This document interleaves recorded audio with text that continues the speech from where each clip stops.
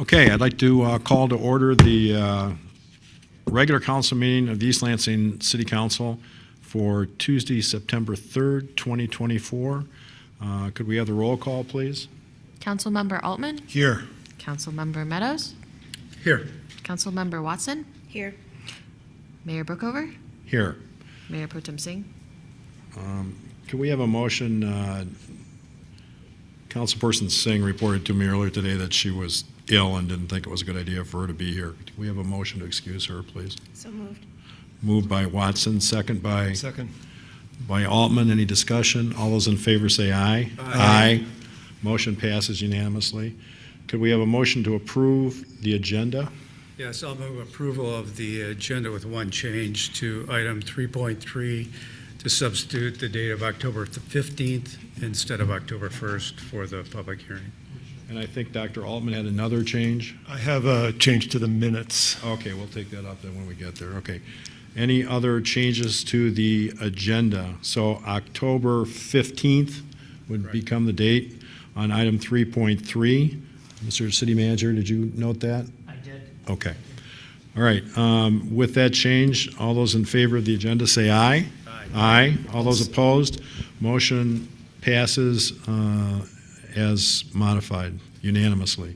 We needed a second, and I'm happy to have been that person. Okay. Thank you. You're welcome. So let the record show that Dr. Altman was the second on that motion. Okay. Item 1.3, approval of the minutes. Dr. Altman? I'll move approval of the minutes with one amendment. On page 9 of the minutes, third line from the bottom, it makes reference to condition number 7. That should read condition number 8. Second. Okay. Any discussion? Everybody understand the change? All those in favor of the minutes as amended, say aye. Aye. All those opposed? Motion passes unanimously. Communications, 2.1, all written communications received by the council are posted on the online agenda packet.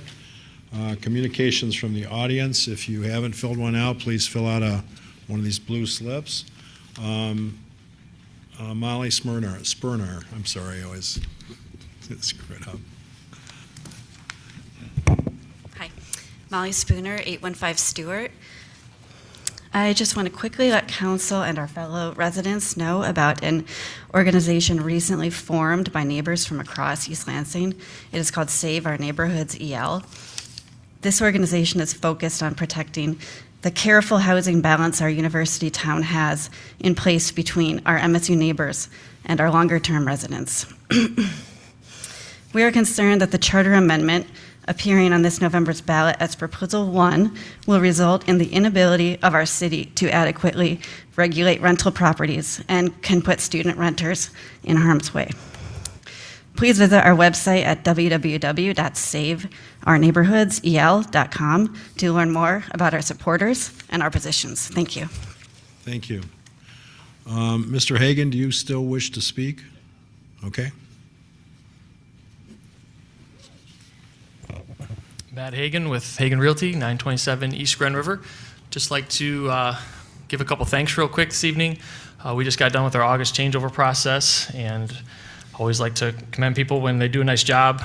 We do with a lot of trash this time of year for our rentals, and staff at Public Works, as well as specifically Chris, was out in the field, did a great job, was on top of stuff, and just want to give him a thanks and credit well done for keeping our city looking good. And then second, recently had a city tree fall down and rip the service off of a house of mine, and the city was very attentive in getting that cleaned up.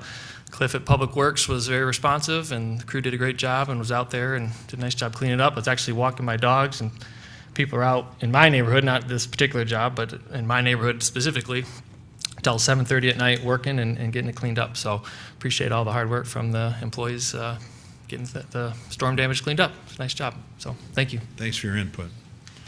Mr. McHugh,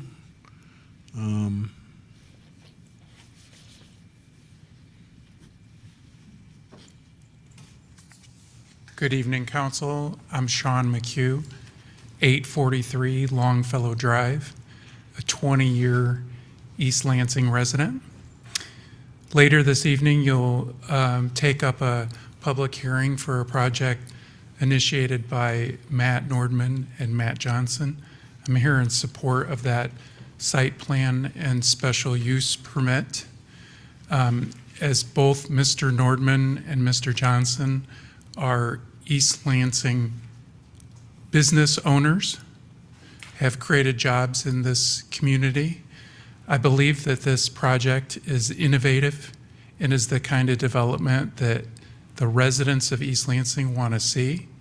This makes use of unused space, and it doesn't draw on our parking or other public utilities or services in a way that disrupts anything. It also brings revenue from outside of our community into this community. They'll be paying East Lansing taxes, and I think this is a model for what our community should be supporting for our business owners that are already working in our city. So I appreciate your time. Thank you very much. Thank you.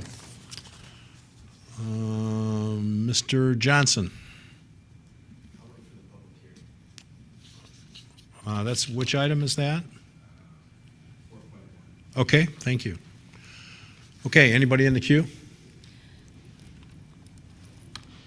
No callers in the queue. Okay, then we'll move on to communications from the mayor and council members. Councilmember Watson. Thank you. As many people know, I live on Hagadorn Road, and Hagadorn Road is back open. It was a miserable summer. It was a nightmare, but now it's back open and it's beautiful. I've actually seen bikers finally on Hagadorn Road alongside traffic, and I see the walkway so people, students, adults, families can get across the streets together, so excited to see that. And just a welcome to the Michigan State students for being back here and getting everything back hopping again. Thank you. Okay, Mr. Meadows. Well, I'll ditto that. Welcome to Michigan State students. You can actually tell there's more energy in town as soon as the students come back. And it's not just about people being on the street or anything. There's just things that happen all the time.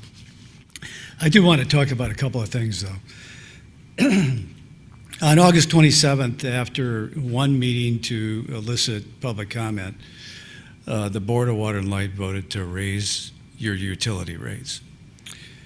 Doing it without sending any notice that I'm aware of to the East Lansing City Council. We did receive a copy of a notice to the Lansing City Council, which made an explanation regarding its rate increase at that particular time, and admitted in that document that renewable resources enjoy a lower cost per kilowatt hour. One of the things that happened with regard to this rate increase was that it originally included the construction of what are called RICE units that are gas-powered units for the production of electricity by the Board of Water and Light. And I just want to note that the Board of Water and Light is the lowest cost electric utility services that anybody receives in the state of Michigan. This region is lucky that we have a municipal utility that provides such a low cost. Doesn't seem like it when we get our bill, but it is lower than anywhere else. Michigan is supposed to be carbon-free by 2040, and one of the things about this rate increase, while it removed at the time that it was passed the reference to the construction of these RICE units, it retained the amount of money that had been calculated in order to construct these RICE units. So essentially you're paying money, or you will be paying money, to construct a fossil fuel production of electricity, even though they aren't really telling you that's what they're getting their money for. In response to the proposed rate increase, a letter was sent to BWL by a number of officials, including my colleague Dana Watson. I'll just note that myself and Councilmember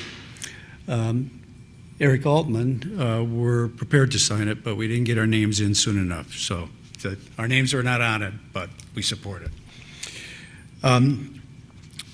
While those RICE units were pulled, like I said, the rate increase proposal left the cost in that. I'll just note a couple of things. The Inflation Reduction Act has dollars earmarked for renewable energy installation. To the best of my knowledge, BWL is not taking advantage of that.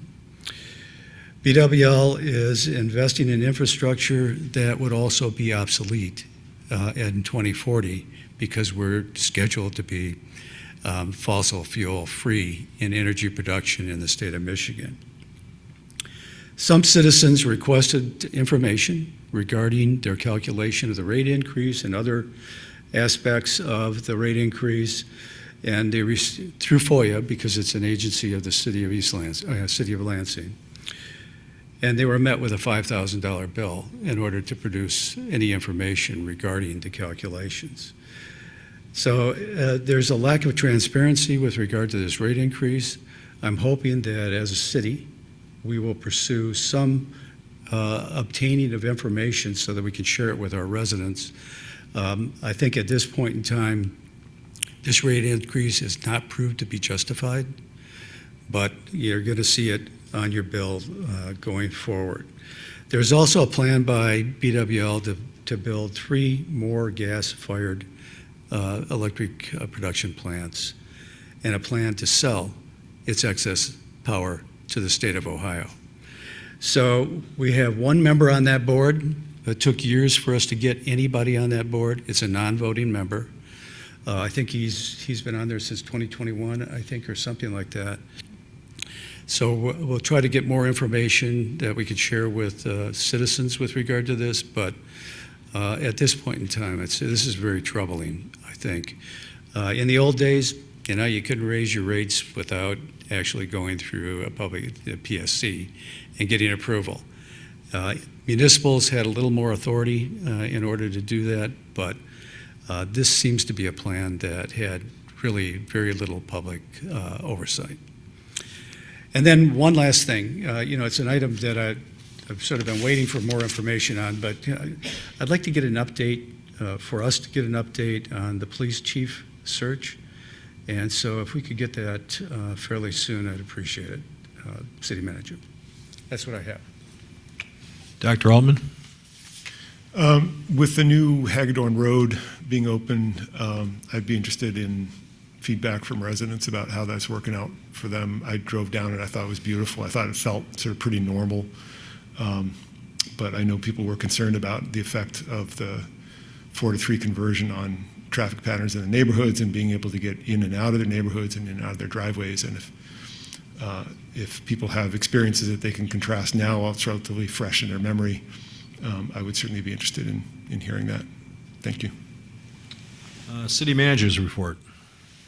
Just point out that DPW is offering assistance with debris and small branch cleanup after the August 27th storm. So branches no larger than 4 inches in diameter and small debris put along the curb will be picked up between August 30th and September 5th. Thank you. Okay, City Attorney report. I have nothing to report this evening. Thank you. Thank you. Consent agenda, Mr. Bellman. On tonight's consent agenda, 3.1 is approve a resolution recognizing Hispanic Heritage Month 2024. 3.2 is approve a contract with Dominion Voting in the amount of $77,972 for new election equipment needed for Election Day Vote Center and authorize the city manager to sign. 3.3 set a date of October 15th, 2024 for a public hearing by City Council to consider Ordinance 1536, amendments to the Zoning Ordinance, Chapter 50 of the City Code to incentivize certain building forms and materials by permitting additional building height or number of units, allow upper floor residential uses in certain business zone districts, and permit mass timber production or manufacturing in industrial zone districts. 3.4 is introduced and referred to the Planning Commission Ordinance 1540, a request from Hagan Realty Inc. to conditionally rezone 743, 755, and 765 Grove Street from R2 Medium Density Single-Family Residential District to RM32 City Center Multifamily Residential District for the construction of a multifamily residential building with up to 48 bedrooms and associated parking. Do we have a motion to approve the consent agenda? So moved. Moved by Meadows. Do we have a second? Second. Second by Watson. All those in favor say aye. Could I just say something first? I want to just thank the Hagan family for responding to my concerns with regard to this particular project in Ordinance 1540. Even in their as it's been attached to our agenda, they note that they would like the zoning change and the site plan approval to be coordinated so that they happen at the same time, and I appreciate that very much. That was something I was concerned about. So, as usual, I think the Hagan family has responded well, and I appreciate it very much. Okay, so we have a motion and a second. Is that correct, for the record? All those in favor of the consent agenda say aye. Aye. All those opposed, consent agenda passes unanimously. Okay, public hearing, item 4.1. Before I declare the public hearing open, do we have a staff presentation briefly? We do. Thank you, Mayor. This is a request from CNP LLC, Matthew Johnson, to approve a site plan and special use permit for a motel and banquet facility at the Eagle Eye Golf Club. So this is the far north end of East Lansing on the west side of Chandler Road. Excuse me, just south of I-69. This is zoned R1, which is low-density single-family residential, but has a cluster development plan overlay in effect. The applicant seeks to use the existing office building at this property for a boutique stay-and-play motel, and that would be for periodic, generally group outings of groups of 10 to 12 people. The motel would be approximately 4 to 6 guest rooms, a small banquet facility to be used generally by the groups staying there 10 to 15 times a year. The Planning Commission held a public hearing on this request on July 10th, at which time no comments were received in support or opposition, and then reconsidered the application again on July 24th, at that time voting unanimously to recommend approval of this request by council. The applicant is asking if the council is amenable to have a vote tonight. I know we've had some comments already in support of this, and I know the applicant would like to speak to this as well. But I'd be happy to answer any questions at this time if I can. I have one question. Does this anticipate or somehow involve a liquor license? I'm not aware of any plans to sell liquor from this location. And is there an ability for the group to use the liquor license that's, for want of better terminology, contiguous? As far as a sale of liquor, that's not contemplated, and if it were requested, they would have to go back through the process. Okay. Any other questions for staff? I now declare the public hearing open to consider a request from CNP LLC, Matthew Johnson, for approval of a site plan and special use permit for a, quote, stay and play, end quote, motel and banquet facility in an existing building at 211 Harrier Drive. This property is zoned R1, low-density, single-family residential with a clustered development plan overlay in effect. Does the applicant wish to speak? Yes, sir. Mr. Johnson? Thank you. Well, thank you. New to this process, has been an enjoyable process so far. I just want to say thanks to Landon for the help and support and taking us on this journey. No liquor license is requested or in the future plans, just to clarify that. We've ran a great business from there. We built it specifically to run our on-target living business. COVID-19 changed, modified, and kind of took our business in a different direction, specifically around employees. We're planning to have 10 to 12 employees occupy there, and currently we only employ one employee other than myself. And so times change, the way our business operates, and so we looked to sell it for the last 9 months. And as an office use, as I think everyone's aware, it's a very soft market, and I think we've been very creative in kind of the vision here. As a golfer, played college golf, been around Eagle Eye, I think it's a great use of the space and a need that doesn't exist currently. So thank you again. We really would appreciate a vote tonight if possible to get things moving. That's all I have. Thank you. Any questions for the applicant? Dr. Altman? I was wondering what sort of market research you conducted to identify the need for this. Other than 37 years of playing golf and being around the business, very close with Kessler and the property and the 150 golf events that happen at Eagle Eye a year, 75 weddings, 6 home football games. Before we went to sell the space, this was my plan. And we found that we were part of this cluster development, and I put the brakes on it for 8 months. Once it became a soft market, I opened that back up. So quite a bit. Is there any indication in this project that somehow, through some magic, you can cut Mr. Meadows' handicap by 6 or 7 strokes? I'd be very thankful. You could maybe ask a couple of those guys at Eagle Eye, but I'll do my best. I think you might have to praise the Lord on that one if that one happens. But okay, any other questions for applicant? Thanks for coming tonight. Yeah, thank you. Okay, anybody else want to address the council with regard to this public hearing? Seeing none, I declare the public hearing closed. What is the pleasure of the city council tonight? I'll move approval of the site plan and special use permit for a stay-and-play motel and banquet facility in an existing building at 211 Harrier Drive. The property is zoned R1, low-density, single-family residential with a clustered development plan overlay in effect. Okay, moved and second. Mr. Chubb, is that motion sufficient in terms of the conditions?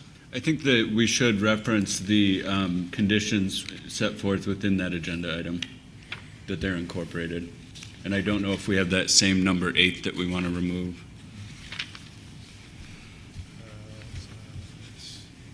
I think council will see that at the end of the staff report. I think there's a suggested motion. So the page 5 of 9 on the attachment has all 8 conditions. Could I just suggest that I move to amend the motion as follows. We move to approve a request from CNP LLC, Matthew Johnson, for a 4 to 6 room, quote, stay and play, end quote, motel with banquet hall in an existing building at 211 Harrier Drive for the following reasons. Number 1, the proposed development meets all applicable ordinance requirements. Number 2, the proposal meets the standards of review identified in sections 50-38 and 50-94A of the Code of Ordinances. Number 3, the proposed use of the property is compatible with surrounding land uses and will not adversely impact the use and enjoyment of adjacent properties. Is there anything else we need to add to that? And the conditions that Mr. Meadows just referred to. Yep. There's 4. Right below the Including as conditions, the approval is in accordance with the plans provided by the applicant and per testimony subject to revisions as required.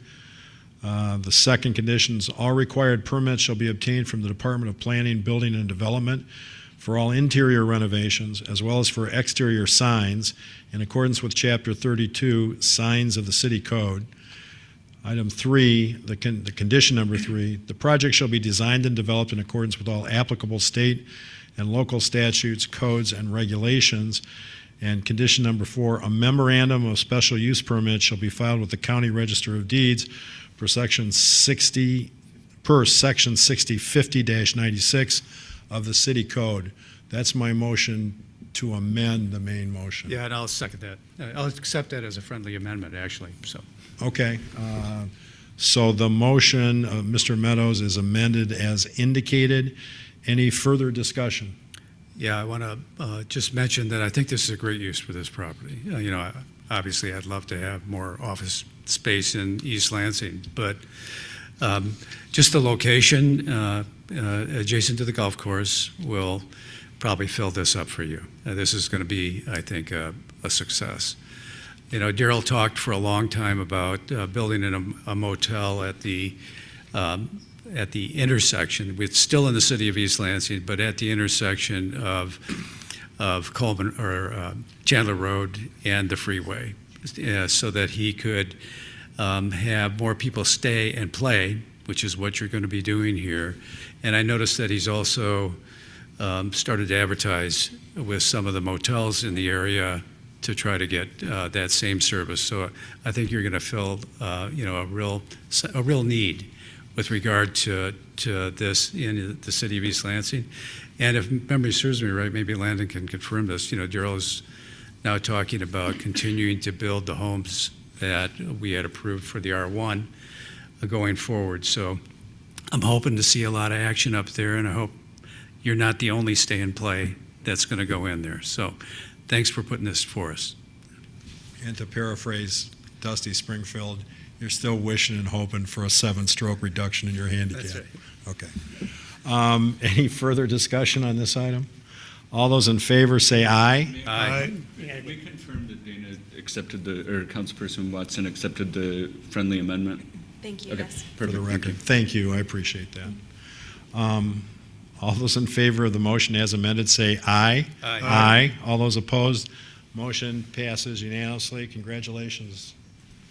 Good luck. Okay, item 4.2, a public hearing to consider ordinance 1535, amendments to the zoning ordinance which define, quote, bed and breakfast, end quote. Mr. Bartley, are you up again? I am. Thank you, Goodness Mayor. gracious. And it's a great night for you. You get to see me twice in a row. So Yeah, it's tough duty for you, though. So as you know, there have been some requests for bed and breakfast in various areas of the city, including some fairly recently on Grove Street, which was withdrawn. But during those processes, we found that there is not currently a definition of bed and breakfast. After some discussion in June, Council introduced and referred to the Planning Commission an ordinance, an amendment to define bed and breakfast. And Planning Commission considered that on July 10th, at which time in a public hearing and received no comments. And then had a great discussion to try to align the definition of bed and breakfast as proposed very closely with the state's definition, but also to respect the history of East Lansing and bed and breakfast uses that are currently established. So their modified language that they propose now to you, they passed unanimously on July 24th and recommended approval of the ordinance amendment as proposed. In general, the definition of bed and breakfast would, excuse me,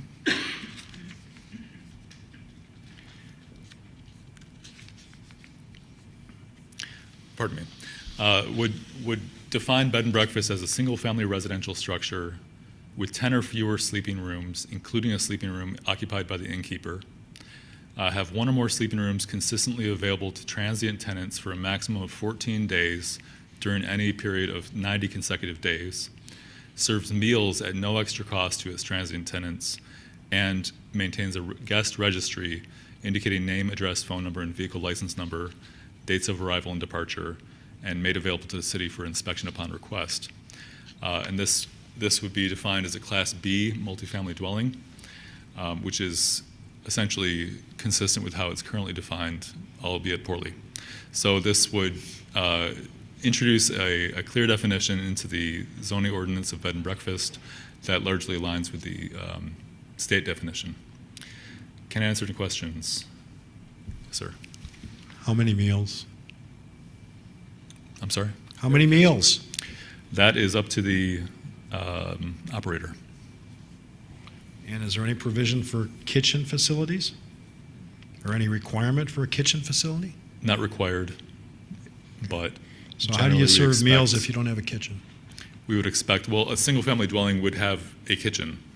So whether or not it should be a commercial kitchen or just a kitchen that is included in a house, we're open to that. Does a single-family dwelling in East Lansing inherently include a kitchen? A dwelling unit includes a kitchen. Okay.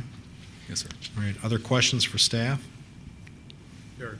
Eric, I'm sorry. Go ahead. I'm struggling a little bit with the implications of this. So it definitely seems useful to have a definition of this thing that we've been asked to approve. But suppose you have a bed and breakfast that decides to allow transient tenants to stay for more than 14 days during any period of 90 days. Does that mean that they would, it doesn't mean that they wouldn't be able to function, right? They would just function as a Class B rental that happened to not be a bed and breakfast. That's correct. So then, what's the purpose of putting this in the code if it doesn't actually have any implications for how people do business? I think it does have implications on how people do business. For a general bed and breakfast, I mean, it's essentially limiting. Let me think about that.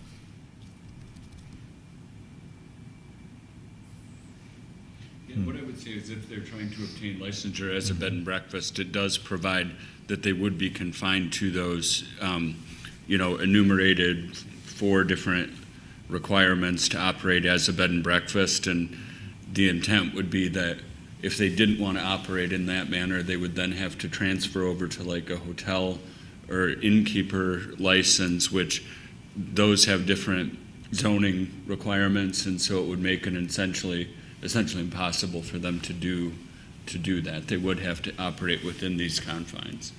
So can I make a suggestion? My suggestion is we proceed to have the public hearing. I have a lot of questions like this, and I would suggest we go ahead and have the public hearing, then it comes back to the council. And I'm, for one, I'm not prepared to vote on this tonight. And I think there may be a lot of questions for the city manager, who I assume has not issued an opinion on this, a legal opinion on this in terms of how it integrates or anything else. Is that correct? Yeah, I have not issued a Okay, legal so- opinion on it. I did work on the drafting of it and where we aligned it with the state law definitions of bed and breakfast, so that they are consistent. And this all, if you remember, the genesis of this was that there was the property on Grove Street requesting to become a bed and breakfast, but we didn't have a definition. So that's where this was implemented. But if there's a legal opinion that's requested, I certainly can provide that. Does that make sense procedurally, that we go ahead and have the public hearing, and then we can come back and ask any questions and everything? And okay, I'm going to declare the public hearing open for a public hearing to consider Ordinance 1535, amendments to the zoning ordinance which define, quote, bed and breakfast, end quote. Is there any member of the public that wishes to address us during this public hearing? Seeing none, the public hearing is closed. Now, we come back to the council. What's the pleasure of the council on this issue at this point in time? All right, well, I don't have a problem with waiting to vote on this. I'll just note that I don't really have any questions. We did not have a definition of bed and breakfast way back when we approved our only other bed and breakfast in the city. I think anyone who advertises as a bed and breakfast then would come within this definition and would need this licensure. So in fact, I don't think there's a way to squeeze around it. If you're going to offer this as a bed and breakfast, then this is what's going to control it, notwithstanding whatever another Class B, might be. The one thing I would note that I don't think a kitchen is required, because you're required to serve meals at no extra cost. That doesn't mean that you have to cook them. That means they must be available at the bed and breakfast, and I think there are bed and breakfasts that do that. They don't do their own cooking. They happen to have somebody bring in food for the breakfast. So that's the only meal that a bed and breakfast actually, produces generally. So I don't have any particular problem with this language as it's produced to us, but I also don't have any problem with, if people have questions, let's get them out of the way, because I do think that it's necessary for us to have some definition in our code so that people who come again, like the Grove Street project, and that probably won't be the last one, will have something that can guide them and guide us in making a decision on this.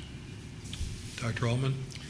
Yeah, I'd sort of like to finish my thought on this issue. So I read the definition of Class B multiple dwellings, multiple family dwellings, and it says this class, this is as modified in the proposed ordinance. This class includes fraternities, sororities, hotels, lodging houses, boarding houses, rooming houses, bed and breakfasts, hypothetically if we approve this, and all other dwellings similarly occupied, whether specifically enumerated herein or not. And so that is what leads to my question. What's the effect of adding this to the zoning code? I think we were, in principle, prepared to approve that Grove Street. I'm not saying we would have, but I think it would have been legal for us to approve the Grove Street application. Again, whether or not we had decided to, that's a separate question, but it would have been legal for us under our existing code, whether or not we had a definition of bed and breakfast. This issue comes to mind for me because I don't understand the reason for putting a time limit on the stays at a bed and breakfast. I know for a fact that people have stayed in bed and breakfasts for months at a time when they moved to somewhere else to take a new job and we're waiting for a house closing.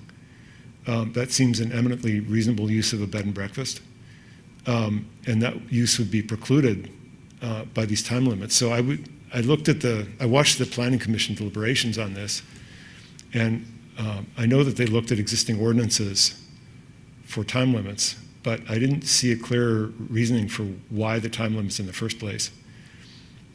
And so I imagine that if somebody comes forward with what they want to call a bed and breakfast, and they want to let people stay for longer than is allowed under the ordinance, does that really have any effect on them at all because of the way Class B multiple dwellings are written in the code?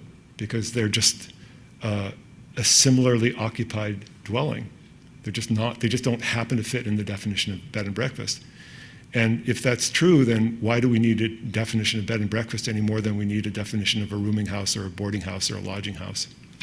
So that's one of the questions that I'd be interested in hearing more on when the time comes. So can I suggest that if the council has questions on this, please direct them to Mr. Bartley and Mr. Chubb relative to the questions, and if Mr. Chubb, or if you want a legal opinion, please request it of Mr. Chubb. I'd appreciate being CC'd on those emails or those requests, just so I can sort of keep track of them. Actually, all council members are supposed to be CC Thank you. requests like that. Yeah, thank you. Anything else on this for tonight? Okay, we'll move ahead then to the business agenda.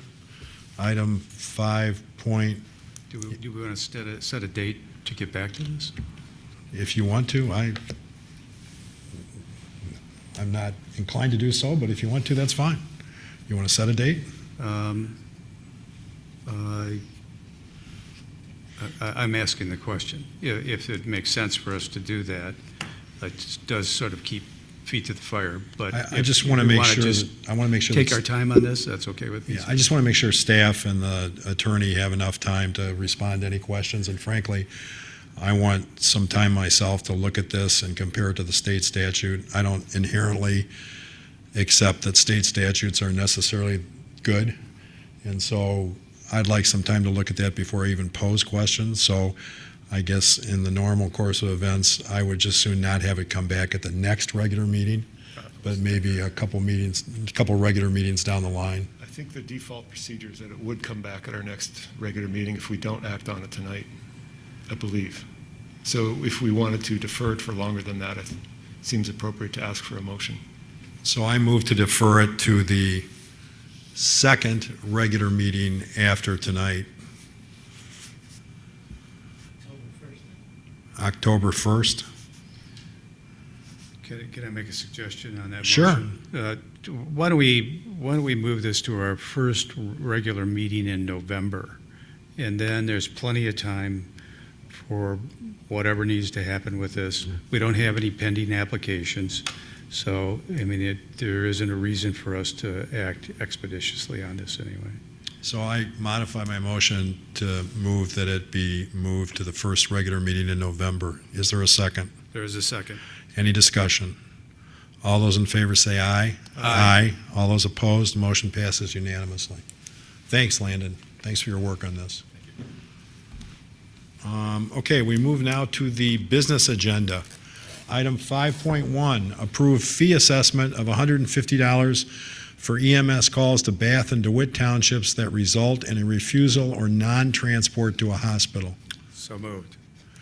Is there a second? No, I thought we were going to hear from, Well, we can have discussion Chief. after the motion. That's fine. okay. We can have This moved a discussion. little- That was a little fast there, guys. Okay. Do That's we have fine. a second? I'll second. Okay, discussion. We have the fire chief up here, please.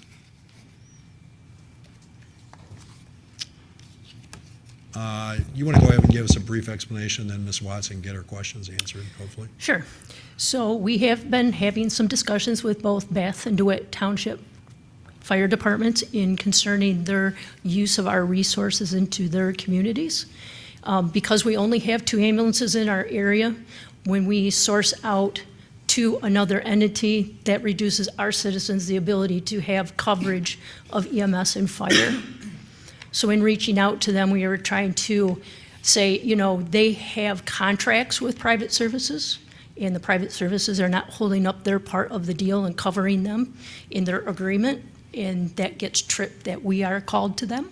So we reached out to them to say, if we're going to provide you a service, then in return, we would like to see some fee for service, because our community here pays for a service, and that was the whole purpose of this. So I want to just paraphrase. So these other municipalities have existing contracts with private services for this service, Yes, sir. for which they pay the private services, correct? To my understanding, the private services are doing it for free, Okay, and they recoup whatever their, from the insurance company? yes, sir. Okay. And so in this instance, what's starting to happen is the private companies are in effect saying, we can't do this. And so now these other municipalities are calling up on our taxpayer-paid resources to come and service these facilities, which are not in East Lansing, correct? Correct. Okay, service these facilities essentially for free. Yes, sir. Okay, do you have an idea in terms of what the actual cost to us is for one of these trips? I could say the average of an ambulance, as we bill it, is around 800. Okay. What we recoup is usually 50% or less Okay. in a ballpark area. And no, we are not the only department in the metro area that's servicing. So we are taking on a hit, but additional fire departments are doing the same thing Okay, at and- this time. And are they also charging? Not yet. Okay, all right. It's a Miss- discussion. All right, Ms. Watson? How'd you come up with the 150? It was just a nominal fee. We are leaving up to 2 pieces of apparatus, so sometimes we'll send a fire truck and a medic because they have no other resources, and we base our calls as we do in our own area. Difficulty in breathing, chest pain, things where we want more resources. We send 5, 6 people all at once. And about how many trips might get charged, or like could have been charged, I don't know, last year or the past 6 months, or? So in 2023, we went to Bath 52 times. 52 times where they didn't choose to get in, or? I would have to break that down, but we were called as a resource out of our community 52 times to respond to their area. All right. And then my final question for now is, are they going to pay, or are they going to pass it on to the person that called, 911? That's probably to be discussed. I don't have that answer. Usually what it is they call the closest resource through dispatch. If we are unavailable or unable, it will just do a trickle-down effect to everybody else. Well, but that's also subject to the contract and negotiation between us and the municipality, correct? Yes, I and mean, we don't I have a assume, contract. Mr. City Manager, we'd have to do a memorandum of understanding or some sort of a contract, correct? And I assume that we could insist on such a contract that they pay that, and then they can take care of passing it on to whoever it should be passed on to, correct? Okay. And I also assume, Mr. City Manager, that when we send one of our vehicles out and our people are engaged in doing this, to the extent there's any potential liability for medical malpractice or anything like that, we then assume the risk through our insurance company of that potential liability, correct? That's correct. Okay. And so what's happening in these situations is Bath is requesting our assistance for a service they don't have, and in so doing, we're going and servicing their citizens, which is a nice thing to do, but at the same time, we're then inheriting potential liability in terms of anything that happens in that trip. Correct? Correct. Okay.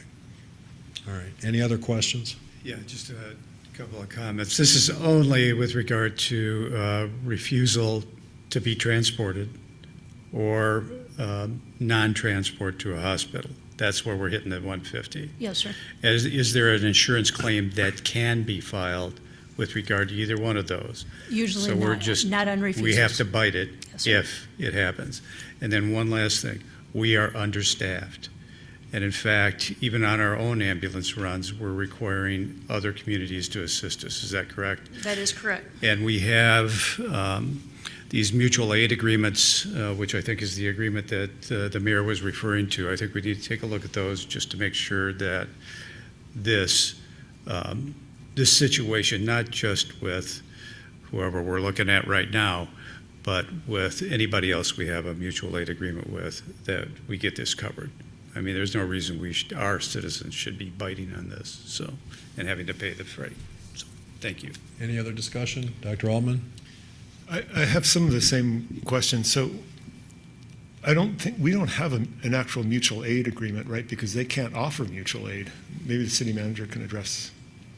So answer to that question, that's correct. It's not a mutual aid agreement because they don't have an ambulance service that they could reciprocate and support calls in the city of East Lansing. So it'd be, as the mayor indicated, an agreement, memorandum of understanding with either DeWitt and/or Bath that would not only enumerate the fee that you're being asked to approve tonight, but the fees that you've incorporated in the FY25 budget, which has $800 for an ALS non-emergency per run, plus mileage, plus oxygen, and $800 for emergency runs. So you've already established all the fees to cover our costs on a run. This is a fee that was overlooked. Yes, sir. That if we get called out, we go to the call and the patient declines transportation, then we bill them the township this additional $150. So is there a memorandum of understanding, or are we working on one? We would be submitting one to them, incorporating these charges. Okay.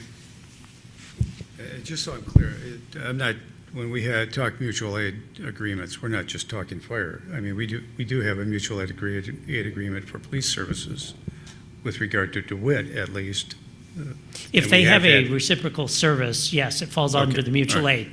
But under this situation, they don't have a reciprocal service, so we have to do a different agreement than the mutual aid Got that it. is currently standing. Are we done? I have some more Go ahead. questions. Go ahead. What's the assumed percentage of time that an ambulance comes out and the person isn't taking places? I don't know if I could give you an exact percentage on that.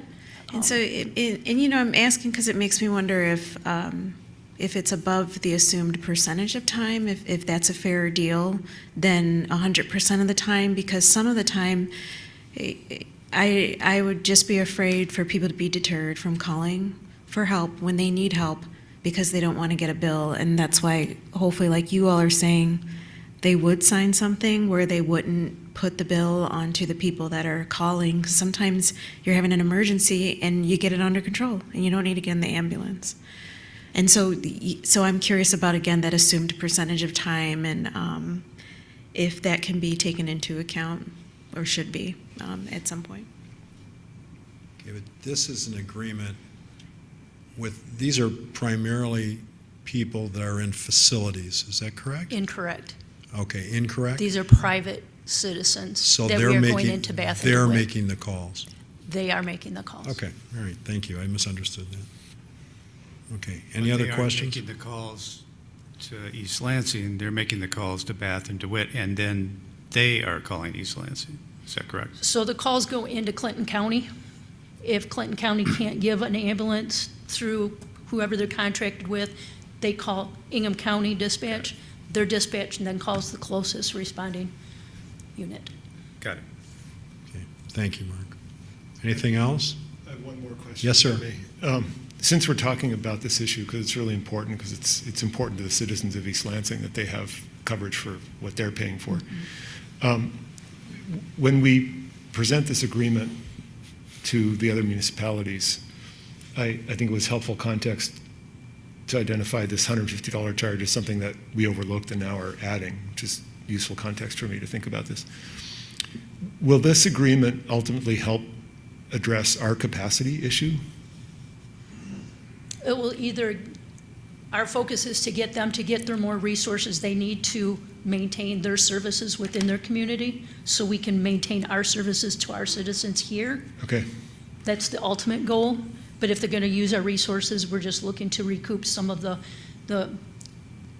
our resources back to our community. So we're not necessarily planning to expand our department in order to service these neighboring No. municipalities. That is not the goal. That is not the goal. No. And so our hope is that when this agreement is presented to them, they will start looking to their own services to cover their needs. Or to find a service that's willing to come in and supply their needs for what their community requires. Got it. So by pricing in the cost of making those runs, we're hoping that they will take care of those runs on their own, and then we can invest our own Yes, sir. resources in our, okay, all right, thank you.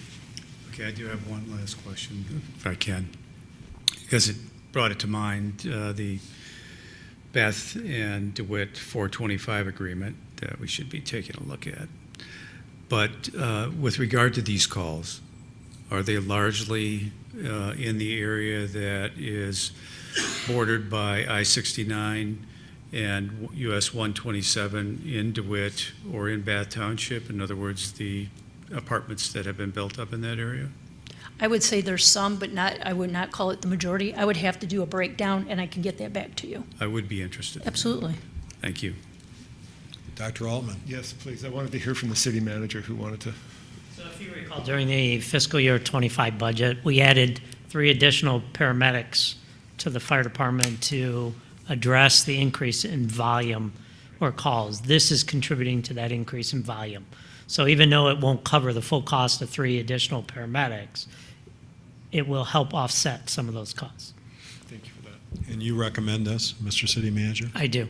Okay. Any other questions? Ms. Watson? 2 questions. It sounds like we're not going to vote today. Is that correct? Oh, I forgot. You guys put the motion on already. All right. So my next thing is I feel like it seems fair if the percentage of time that a person is refusing is taken into consideration, and that we don't just, it's understandable that not everyone's going to, get in. But then when it's really above that amount, I don't know, I'm just trying to think it through, but maybe that's not never mind. I guess I'll say the most important thing to me is that there is an agreement where it's not passed along to the private people, if we can have some sway in that, because I don't want people to not want to call when they need help. And a percentage of the time, as understandable, people call for help and they don't it wasn't to take a ride in an ambulance. I think just to be clear, when a call goes through, if our municipality is not able to go, they will send another person. There is other people that can respond, so it's not a one and done. They Okay. will still receive services. Thank you. Okay. That feels good. Anything else? Okay. All those in favor of the motion say aye. Aye. All those opposed? Motion passes unanimously. Did we make a motion? Yes, you guys. Okay. Thank you. It was hours ago. Yeah. Yeah, I got lost in the discourse, even though it was fascinating. Item 5.2, introduce and refer to the Planning Commission Ordinance 1539, a request from Gunavid LLC to rezone a vacant parcel immediately adjacent to and to be combined with 16647 Chandler Road from D, parentheses, Bath Township hyphen development, end parentheses, to OIP, parentheses, Office Industrial Park, end parentheses, to facilitate the construction of a fabrication shop, a special use within the OIP zone district. Staff, please. Yes, sir. So this property is located on the north end of the city, Chandler Road on the east side of the road, just south of the Bath Township line. This was transferred from Bath Township to the city of East Lansing through a 425 agreement several years ago. And the applicant now seeks to change the zoning, as you know, from D, Bath Township Development, to an East Lansing Zone District, OIP. If that rezoning is approved, then the applicant would be seeking special use approval to construct a fabrication shop, which is a special use in the OIP district. So we do not need to appoint a joint commission for a rezoning request for Bath Township, as we might for other townships like Meridian. I guess I have no other comments to make at this point. Okay. This is a request to introduce and refer to the Planning Commission. Questions for staff? Any questions? Dr. Altman. Why would this not be on the consent agenda? Are there any issues that we should be discussing before you refer this? The reason this is on business, I think Councilmember Meadows asked that all ordinances be on the business agenda, so that provide you an opportunity to ask questions or get clarity or make any motions to amend before the second reading. Okay, anything else? I move to introduce and refer to the Planning Commission for a public hearing in its October 9th, 2024 meeting, ordinance number 1539, to rezone a vacant parcel immediately adjacent to and to be combined with 16647 Chandler Road from D, parentheses, Bath Township hyphen development, end parentheses, to OIP, Office Industrial Park, end parentheses. Is there a second? Second. Okay, any further discussion? Just Go ahead, a please. comment. This is Gunthorpe expanding, but I confess that when I saw this, I thought, wait, is this area in East Lansing? I was not clear where the borders of that 425 were, at least as we go a little bit north. So I'm glad that they want to expand, and I'll be interested to see what the Planning Commission has to say about this. Okay, any further discussion?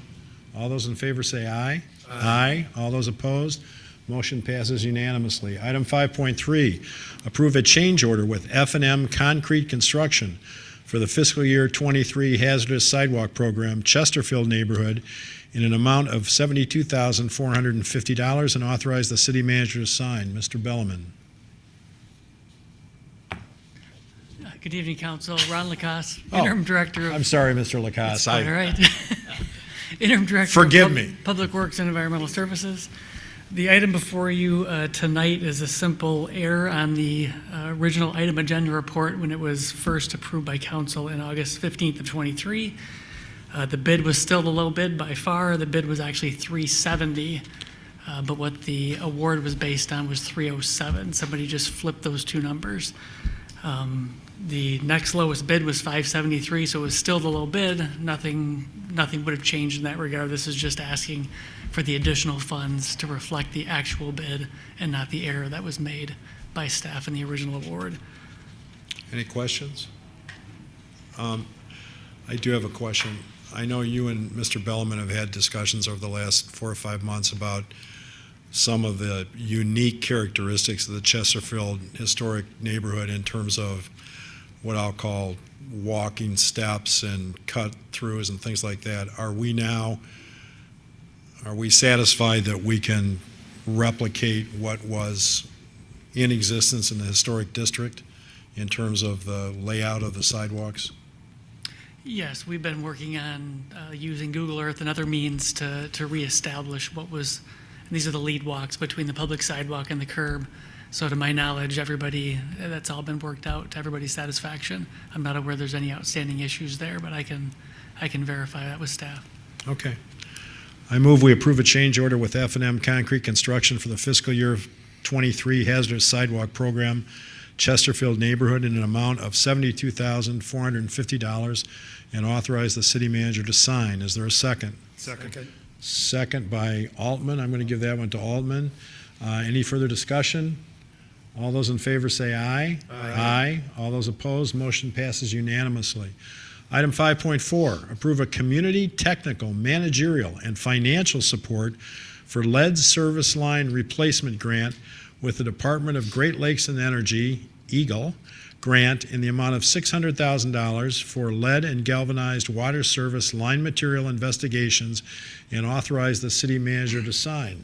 Mr. Lacasse.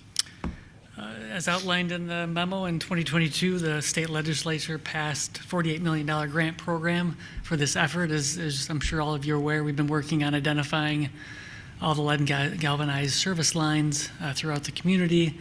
And there's 3 points that they require, which is both sides of the service valve out at the street and inside the home.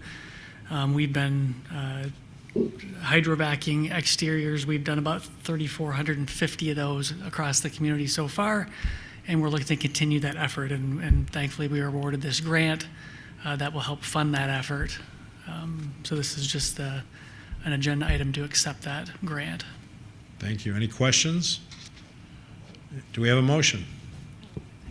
Move that we approve a community technical, managerial, and financial support for lead service line replacement grant with the Department of Great Lakes and Energy, grant an amount of $600,000 for lead and galvanized water service line material investigations, and authorize the city manager to sign. Is there a second? Second. Second by Watson. Any questions? I have a question. Discussion? Go ahead, sir. I have complained about the unfunded liability, unfunded mandate for the lead and copper rule.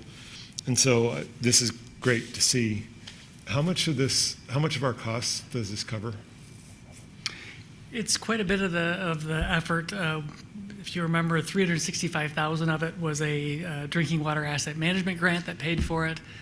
Then you did a change order for $200,000 to a contract out of water funds to continue that effort. So between the 365 and the 200, and then we've done some internally with staff, we've reached that 3,450 number. So the 600,000 will go a long way to completing that effort. And once we get some guidance from Eagle, I'm hopeful it will finish that job, because we've done a lot of the target areas that we expect to find them. I think We might actually be able to reach back and recoup some of the 200,000 in water funds with this grant if we don't need it for stuff moving forward. Okay, I think maybe Dr. Altman's question, if I can paraphrase, is what percentage of our total cost that we're having to spend on these items will be covered by this 600,000? Do you have a percentage of the total cost, or Mr. Bellman, do you have a percentage? Is that an appropriate question? Are you talking about the total cost for the lead and copper requirement? Yes, sir. Yeah. I'd have to do the math on that. The bulk of the cost is replacement. Those are very expensive. When we find them that have to be replaced, those are running anywhere as low as $4,000, upwards of $10,000 or $12,000, depending on the complexity of the project. Okay, could you get back to us, just pertinent to Dr. Altman's question and my question, just if one of you could get back to us with to remind us about the total cost of that program and what percentage of the total cost is going to be covered by other sources of funding, please.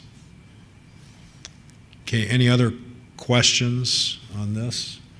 I think we have a motion in front of us, moved and seconded. All those in favor say aye. Aye. All those opposed, motion passes unanimously. Excuse me.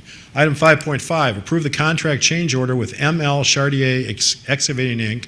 for the fiscal year 2024-25 Hydrovac Water Service Contract, Distribution System Material Inventory, DSMI, in an amount not to exceed $600,000, and authorize the city manager to sign. Mr. Lacasse. And this is the corresponding contract that we've been using for this effort. There is no actual work guaranteed under this, so we'll use the $600,000 as we need to finish the requirements from Eagle. But this will part of the reason we were competitive in this grant is we already had this contract, and we referenced that in the application that we were ready to go. Contract was already ongoing, so we would like to award the whole thing to not to exceed the $600,000 grant. Okay, and Mr. Bellman, do you recommend this? I do. Okay, questions? Any questions? Do we have a motion? I will move approval of the contract change order with ML Chartier Excavating, Inc. for the fiscal year 2024-2025 Hydrovac Water Service Contract Distribution System Material Inventory DSMI in an amount not to exceed $600,000 and authorize the city manager to sign. Do we have a second? Second. Second by Watson. Any discussion? All those in favor say aye. Aye. All those opposed, motion passes unanimously. Mayor, Yes, ma'am. may I make a point of privilege? Sure. I wanted to make some remarks about something that happened in our community because I didn't want to have our first public meeting and not at least acknowledge what had happened, because I believe that silence is a creepy way of sending a message that we don't care, or maybe we're standing mute, or something like that, a message that I don't want to be relayed to my community. As the only, looking around, as the only Black person in the room right now who is also a homeowner, it deeply concerns me that there was a possible incident with the police that was possibly happening because the person was a homeowner of color. And I want all City of East Lansing residents to know that we take it very seriously, and from multiple ends, whether it's the East Lansing Police Department, our city manager, our East Lansing Independent Police Oversight Commission, or ourselves, we are seeking answers, and I hope for further transparency in this. As a Black person in the community, I don't want to be scared if the police were called to my home, and I don't want my brothers, sisters, and humans to be scared if the police are called to their home. So I just want our community to know that we take this very seriously, and we are looking into it, and we are hoping to get answers and resolve for everyone involved. Thank you. Well said, thank you. Okay, having seen no further business before the council, do we have a motion to adjourn? So moved. Second. Moved by Watson, seconded by Altman. Any discussion? All those in favor say aye. Aye. All those opposed? Thanks, everybody, for coming.